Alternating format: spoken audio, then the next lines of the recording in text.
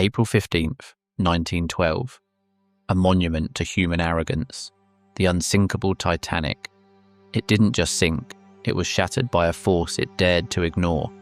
They thought they ruled the ocean, but the ocean had other plans. This is the truth behind the tragedy. Belfast, 1911.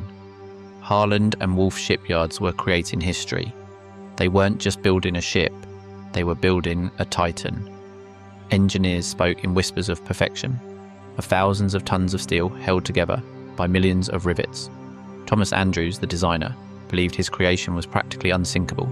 They boasted 16 watertight compartments, a feat of engineering that promised a new era of safety. The White Star Line was proud. The world was envious. They said God himself couldn't sink this ship. That was the myth, a cocktail of hubris and pride.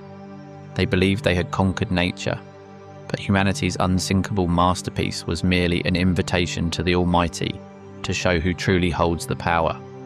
They were running at high speed through a known ice field. They weren't looking down. They were looking at their own reflections in the mirrors of luxury. April 14th, 11:40 p.m. A glancing blow. It seemed insignificant, yet it was the perfect death blow. The steel, brittle in the freezing water, tore like paper. 6 compartments flooded. The bow dipped. The unsinkable Titanic was dying in less than 3 hours. Myth, it hit a head-on iceberg and sank immediately. Truth, it was a glancing blow that crippled 5, then 6 compartments. Myth, the rivets were cheap, shoddy, and caused the wreck. Truth, while iron rivets were used instead of steel in some areas, the rivets were up to the standards of 1912. The problem was the speed and the cold.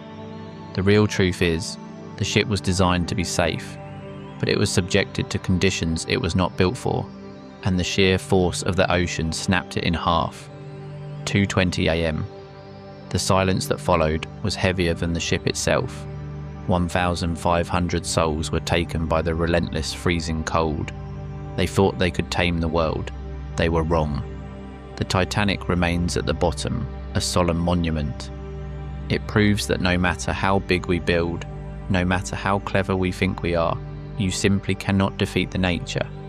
Nature always wins. Subscribe and follow the channel if you want to stay updated with facts.